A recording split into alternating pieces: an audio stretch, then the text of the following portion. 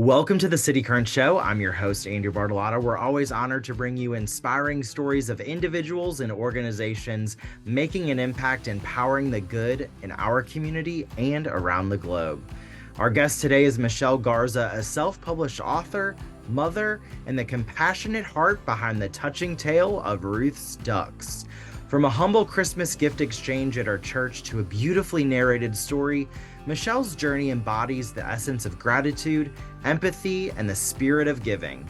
Her story, coupled with the impactful ornament of Ruth's Ducks, has not only become a cherished book, but also a movement that channels the power of community and technology to spread a message of love and consideration. Michele's unique voyage from a childhood realization to a successful Kickstarter campaign and the buzzing TikTok space reveals the incredible potential in every humble act of kindness. So get ready to be inspired as we unravel the story of Ruth's Ducks, the heart of a thoughtful child turned author, and the ripple effect of kindness that's touching lives one duck at a time. Michele, thank you so much for joining us today. Thanks for having me. I'm excited to be here. Can you take us back to that day at your church's Christmas gift bag exchange and what went through your mind when you received the wax ducks? Yeah, so it's a complicated situation. So I was 8, and the anticipation was really building for me because I was going to get a Christmas gift before Christmas, and I thought it was going to be a toy, and I was super excited about that potential. And when I opened the ball of newspaper and inside were these tiny wax ducks, my heart sank. I was confused, and I was definitely disappointed and sad and maybe angry. I had all this mix of feelings, like this is not at all how I saw this going. But what was complicated about it is at the same time, I was emotionally intelligent enough and responsible enough to know to not make a big deal out of it in that moment. I didn't want to hurt Ruth's feelings, which is the little girl who gave them to me. I knew my teacher was watching, my classmates were watching. So I really tried to downplay this moment. And for me, it was really about maybe stuffing some of those feelings down and trying to control them until I was in a safe space. I don't want to give the whole book away because I want people to read it. So talk a little bit about that aha moment from your mother's explanation that really helped change the narrative of Ruth's Ducks in your mind. So in the moment when my mom sat me down, she was obviously disappointed in my behavior, and I was still mixed with all of these feelings. I mean, I was 8 and I was still really anticipating that gift. So she sat me down and said, look, we might not have as much as some of the kids you know, but we should be thankful for what we have and remember that there are people that have less than us, and these ducks are going to be that reminder.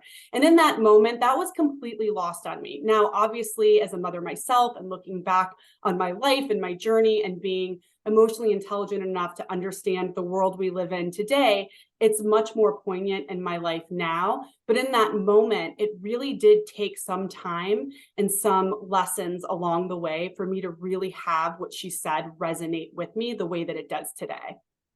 For you to be emotionally intelligent enough to recognize, like, let me not act out in front of the teacher or make any sort of emotions to where Ruth would feel embarrassed. Like you were mature enough to go, you know what? I'm going to make the most of this. When I get home, I'll explain it to my mom, and my mom will, mom me and try and explain it in a more poignant way. But then looking back at it as a mother yourself, to know that this is a through line and a journey of that these ducks represent really the embodiment of kindness and caringness. So you you have this experience, and then years later, when did you decide to turn the story of Ruth's Ducks into this written narrative, and what motivated you to take this step? Because I think that's a really interesting story as well. Yes. So Ruth's Ducks was a tradition in my family for years and years. So flash forward, I'm in college. Now, I was in a remedial writing class. I've always been a storyteller, but I had a hard time slowing down and putting my words thoughtfully on paper, maybe a touch of ADHD. I just had too many thoughts at a time. So I was in a remedial writing class, and we had this simple assignment to talk about a time that a material possession taught you a lesson. And I immediately thought of Ruth's Ducks, and I wrote a 1-page response to this and sent it in to my professor. Assignment done. Well, I was dating somebody at the time, and he saw that piece of writing, and I was studying to be an elementary school teacher. And he said, I think that you're a writer. And I said, well, I've always been a storyteller. I don't know if I'm a writer. And that Christmas, he bought me writing classes. I was living in New York City. So it was this workshop that you could find around New York City taught by published authors. It was a night class. And throughout my time there, my writing and my words were well received by my peers, by the person that was leading the course. And they encouraged me to take classes in college, like more writing classes to continue on, not just fill this writing requirement, which I was doing. And in doing that, again, I just started falling into it and I loved it. And I was being encouraged by the people around me in my community at my college. And so I ended up changing my major to English with a creative writing focus. Well, a couple of courses in, I'm in an essay writing class, and we have an assignment to take a previous piece of writing that we had written that was short form and turn it into a longer narrative. And at that point, I had shared that 1-page response with my own family, my mother, just to see it on paper and to see it written, because it was something that we did, not something that we read or, celebrated. It was such a at that point in our life, it was just part of our tradition. It was something we did. So as friends and family started catching on to this, I decided to develop it into a longer story. And then it was really well received by my classmates, my professor. I laughed because there was somebody in the class and his parents were writers, and he just kind of, you're subjected to criticism from everybody, and he always had something to say. And when my piece of writing got to his turn, he said, well, this is the best thing I've read at a college level. And I just thought, oh man, I've made it. And I'll never forget that. And you get the feedback, everybody gives you back, they've written on it. And anyhow, the person that I was still dating was then sharing it with his friends and family, including a business partner. And the man's name was David Valancourt, and his wife, Joan, was a librarian. And so we had talked about it at dinner, and he said, here's my email, send it to me. And I sent it to him, and he wrote back. And at that point in my life, I thought, maybe I can get this as an op-ed piece, or maybe I can get this published in a magazine or shorten it because it's long form. So I didn't know. I thought, how do I share this on a bigger platform? But I had no idea. So he read it and he wrote back and he said, I think this is a children's book. I think this should be illustrated. I really think that this would be a remarkable Christmas story, a refreshing Christmas story.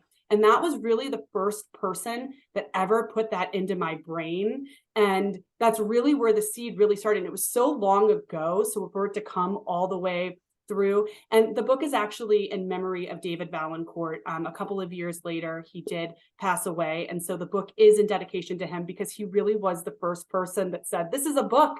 And I wish that I could share that in person with him today. I love that this idea and this one moment in time as an 8-year-old has now turned into a published book and ornaments, and so many children and adults alike are enjoying this story around the world. How does it feel for your personal story to resonate with so many individuals, especially those ages 8 and older? It's really remarkable. I think the biggest thing for me is that prior to sharing this on a larger scale outside of my friends and family, as I shared this over the years, it just became something between email and social media with people that I really knew. And once this floodgate kind of opened and now it's on a bigger platform, it resonates with so many people in different ways. And I think that that is what has been so remarkable for me, is that it's a shared experience. And I guess for me, I just always thought about it from my perspective, from Ruth's perspective. But now I realize that there are so many people that are experiencing this on both ends, and that it's bringing people that are maybe further apart financially closer together emotionally and helping understand one another, which I never really thought about until I started receiving that feedback. And that is probably one of the most rewarding things, is to have people come together and have that shared experience and understanding. And I hope that I'm changing that narrative so that when kids, especially, I say the book is for everybody. I mean, it's geared to kids 8 and older. It's a rich text. It's a good 10-minute read.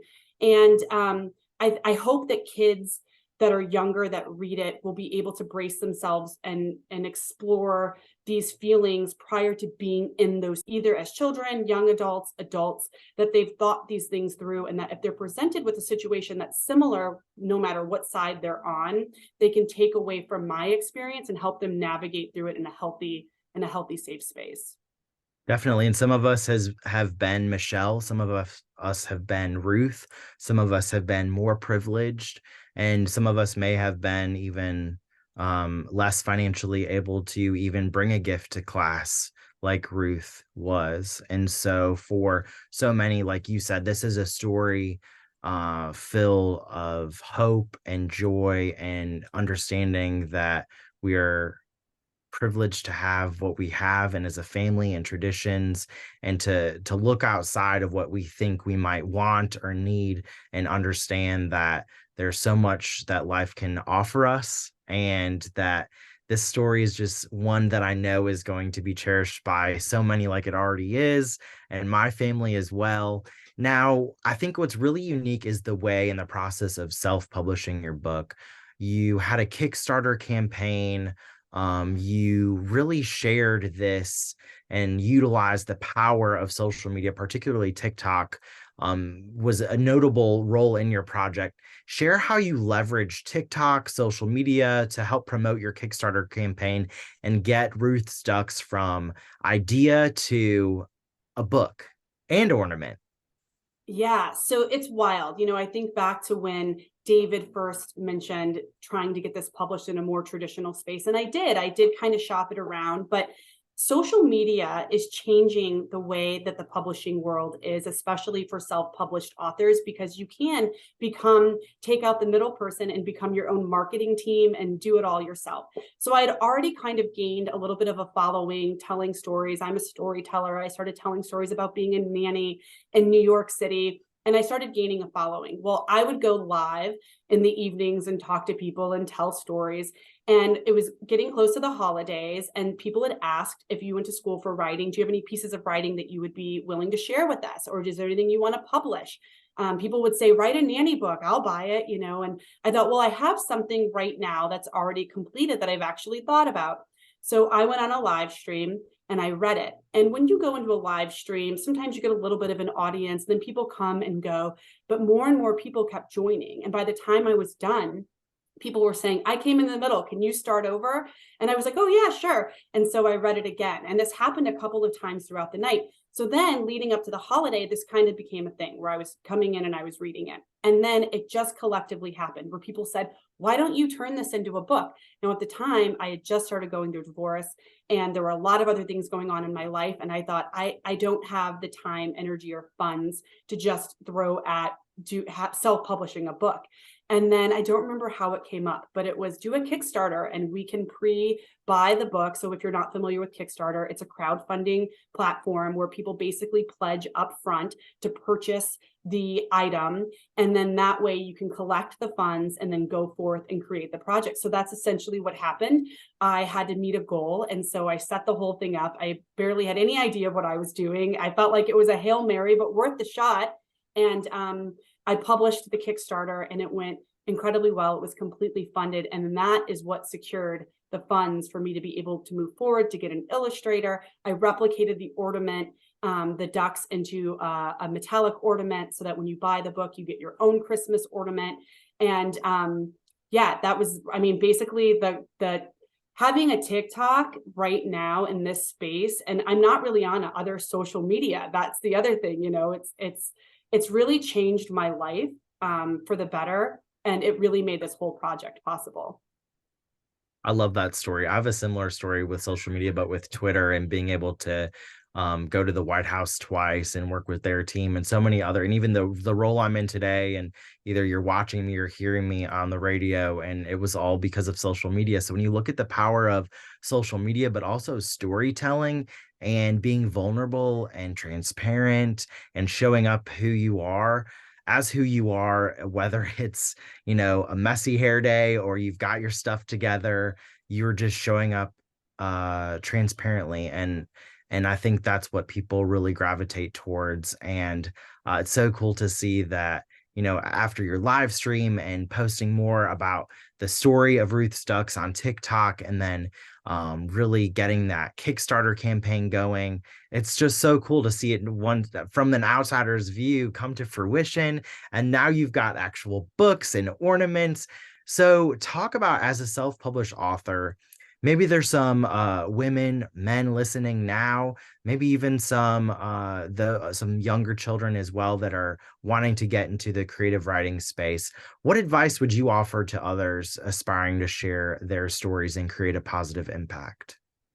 I feel like I could talk about this forever. I was very lucky in the beginning of my journey. I actually had seen somebody else who had done something similar. And I followed this person and I reached out to them and I said, I want to do this. And my followers are talking about it. And this person did not gatekeep and they shared a plethora of information with me. And that really helped. So when I talk to other people, and I get this all the time, people say, I don't know where to start or I don't know what to do. I think the biggest thing is similar to what you were saying before about being genuine and being who you are, because then it's so easy to just carry on with that other than trying to project yourself or create a narrative and then hold to it. So I think if you do want to write something, I think thinking about telling somebody your story as though they were friends and family. When you think about your audience, I'd like to think whenever I'm doing something, I think that I'm talking to somebody that I know really well or somebody that I want to be friends with if I don't know them, somebody that I like and that is kind. And I think that's the first thing is like really just understanding yourself and being genuine, because then everything else comes in a lot easier for you because it's just natural, right? Everything just naturally comes. And I think taking risks, I mean, it's difficult, but being able to take a risk and be vulnerable, because to that point, when you put yourself out there, you're going to receive all kinds of feedback. And it's easy, and especially in the social media world, to have somebody say something that can really just kind of strike you down. So you got to focus on the positive. You got to look at what your end goal is, where you really want to go, and just keep moving towards that. And now we're so lucky because of social media. There are so many resources for people to be able to do it on their own. I actually go straight to a printing press. So as of right now, you can really only get the book directly from me. I am receiving the books, I am putting them in envelopes, I am putting the labels on them. I am doing all of that work on my own. And I think that that's important to note, because there are so many places that want to sell you the program or the experience or this or that. With a little bit of research, and again, just really believing in yourself and going after it, I think it's a lot more achievable than what people realize, because of how traditional publishing has been and what people know traditional publishing to be. So with a little bit of research, I think you are probably going to get further than you maybe initially realize. If you just believe in yourself and do the work, it is accessible. One thing that you said that is really important too is the whole gatekeeping aspect. And even when we were messaging each other back and forth about having you come on the show, I'm like, Michelle's my friend. I feel like I've known her forever because you are so genuine. And just having those conversations, like that's how people are able to excel in life, is by being humbly just showing up as themselves and saying, this is the stories that I have to offer. This is who I am, and this is how these are my goals, and I'm setting a goal to go achieve it. And then you can come along the train and support me, or I can support you, and both. And so it's really cool to just see how, once again, this story from a childhood story has come to fruition, and now so many children are able to just enjoy this beautiful story. What's really cool too is that years later you then stumble upon Ruth's ducks that you received. And now I see them behind you. If you're watching this and not listening to it, they're preserved in this glass box. Talk about its symbolic importance to you. Yeah, for those who can see it, these are the original ducks that now live in this protective case. And then this is a replica, and that's kind of a whole other story that we can go into on how this whole thing transpired, because for a long time, I thought perhaps they were handmade because I looked and looked and looked for them. I think having the ducks now preserved, they're in here for their own safety, because I was actually talking to that other author. Her name is Kaylee Coleman. And I was talking to her about the Kickstarter before anything had happened. And I held up the ducks and they were missing a beak. And at the time I was injured. I was in double medical boots. And I was lucky enough to have a housekeeper that came in once a month to do the deep cleaning. I could do a lot of the surface stuff, but the housekeeper had been there. And I looked around, the ducks had been in a window ledge because I had actually been doing a TikTok in the window. And then I just kept them there so my toddler and my dogs could not reach them. And they must have fallen at some point, maybe when she was cleaning. The beak was missing. And the story between Kaylee and I is kind of funny because I had my headset in and I went too far for my phone and then I was losing her. But luckily, my housekeeper had put all of the garbage in one bag. So I'm sweating and panicking. And I'm sitting in the floor, literally sifting through the garbage from my home, the vacuum cleaner, stuff sticking to me, my dog's all upset, like, what is going on? And I was able to find the beak, which it had previously been broken and I had reattached. So at that point, I was like, they need to go back in. And then they were connected with the wick, but this pair is no longer. And at that point, I thought we need to make them safe. So that's really how they ended up in the box. Plus my toddler then became very interested in them. But what's so symbolic for me about having them now is the juxtaposition between opening them and throwing them in the garbage and just being so careless and thinking this is dumb and throwing them away. And now they are like my prized possession. And people ask, there's a lot of questions about Ruth. We have not found her, by the way. People ask if I'm in touch with her. It was a church program and she was homeschooled, and we've looked for her, and I've kept some details private so that I would potentially be able to identify this person. But people have said, what if it was so precious to Ruth? What if that was like her favorite thing and she brought them and shared them because she loved them so much? They were not in the original packaging. They had been taken out.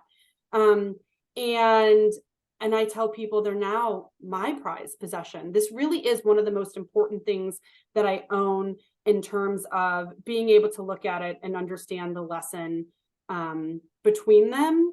So it's funny how they ended up in there, but now it's secure, and I take them on author visits and I pass them around, and it makes it really accessible for people to really see them. And I love them. They really do mean so much to me. It's such a great story because now it is your prized possession. And like you said, what if it was Ruth's prized possession and she was so giving with this Christmas gift exchange that she thought, I want to give what I love the most to someone else so they can experience that as well. And now you're doing that to so many through your books and ornaments. So talk about, what puts a smile on your face when you look at the work that you have been able to do with Ruth's Ducks, but also the message that you hope readers in the wider community take away from the story of Ruth's Ducks. First of all, for years and years and years, I said, oh, next year. It normally would get to like July, and people would do Christmas in July, and I'm like, oh, I should turn that into a book. And then next year, and then January would come around, and and again, sometimes writing to a publisher would be too much for me, and I knew I wasn't doing it right, but I would say, this is amazing, read it, and it wouldn't go anywhere. So the fact that I physically have the book now, and that this is the first year, because even though the Kickstarter ran last year, I didn't physically have the book. This is the first year that I physically have the book. And there was a day I had them all stacked up. This is a ledge behind me, and the whole wall was full of them, and they were already pre-sold, right? This was all through the Kickstarter. And seeing them and it being a real thing, just one night I was packaging them, and it just really became overwhelming for me this was a lot of hard work. And, not only having my writing degree, but I did every aspect of this. I found the illustrator. I muddled my way through that. Biva Nguyen is my illustrator. She is incredible. And she taught me a lot because I really didn't know what I was doing. She was very patient with me. I redesigned the ornament with a company. I worked with the company, they designed it, but I worked with the company and had to do all of that on my own. So I think, especially in this time of my life, coming out of the pandemic, moving to a town, I didn't know anybody where I moved other than my now ex-husband's family, having a toddler, having this injury, all the things that were going on, and that I was able to produce this in one of the most trying times of my entire life. I really am just genuinely proud of myself for pulling this off the way that I've been able to do it. And I think for me, my daughter, who is about to turn 5, her name is Harper. Harper is so impressed with me, and she's so proud of it. We just had a local event here. It's a scarecrow festival where you dress up a scarecrow. And I did one for the book just for its a little marketing, and the whole town comes out. And there's over 100 scarecrows. And my daughter went with me the night before to set up ours. We had a Santa Claus. It was like a selfie with Santa, and he's holding the book, and there was candy. And then I give away the ebook for free, the digital download, because I want that to be accessible to all people. I have author visit cards. So we'd spent all this time on it, talking about it. Well, we get there, we set up. The next day, we go to look at all the other ones and start enjoying the festival. And my daughter would not leave our scarecrow. She wanted to tell every person, this is ours. My mom did this, and I helped my mom. And do you want an ebook? And do you want a piece of candy? And it just really, seeing how proud of me that she is, just is a feeling that I can't express, because up until this point, as her mom, I had been a stay-at-home mom, and I was primarily just taking care of her. And so now that she gets to see what I do, it didn't make sense before. Now she can see the book, and it makes sense to her that this is what I do. And as people recognize that, I can see how proud she is of me, and that is really meaningful. That's beautiful because one, as a stay-at-home mom and a self-published author, trying to show her all the hard work and how it's paying off. And then as a parent myself as well, there's no better feeling than your child, not only you being proud of your child, but then your child coming back and being proud of you. And so that is a beautiful story there as well. And when I was researching about Ruth's ducks, one thing that I learned about ducks is that they symbolize the ability of our souls to soar. And that's one thing that you're doing. You were also talking about before we were before I was interviewing you, about how proud you are of your parents as well. And so it's a way that this book is more than just the ornaments. And it's so cool to see what you were doing with Ruth's Ducks. Where can people go to learn more about you, purchase your book, the ornament, follow you, and support your efforts? So I'm primarily on TikTok. That's really my jam. The TikTok community has been really kind to me. There are a lot of people there that have been following me since the very beginning. So my handle there is the letter O, Garza, which is my last name. My daughter's last name is O'Connor, and my last name is Garza. So together we call ourselves the O Garzas. So O Garza is where you would find me. I have Ruth's Ducks across all social media, but just truthfully, I'm not as active. I'm getting there. I'm really trying. And then my website is ruthsducks.com, which is where you can purchase the book and ornament. The book comes with the replica ornament, and you can also purchase the ornament separately. And I do use portions of the proceeds to give back to children in need during the holidays and families. My goal is to be able to help fund Christmas gifts for kids in need, families in need, throughout the holidays. And I hope to eventually start my own charity. I have to do one step at a time, but right now that just looks on a local level. We have some local charities here that help out with families, and some of the schools here, through my author visits, I hope to give back to those schools directly, through some programs and incentives. Well, Michele, thank you so much for taking that step, one step at a time, to take that short story into a narrative, from that narrative into a book, and now inspiring so many around the globe. Thank you for your touching tale of Ruth's Ducks. Everyone check out ruthsducks.com. Follow her at Ogarza, as well as follow Ruth's Ducks as well, as she continues to post around about the beautiful story and your journey. Thank you so much for sharing the essence of gratitude, empathy, and the spirit of giving this holiday season and beyond. Michele Garza, thank you so much for coming on the show. Thank you for having me.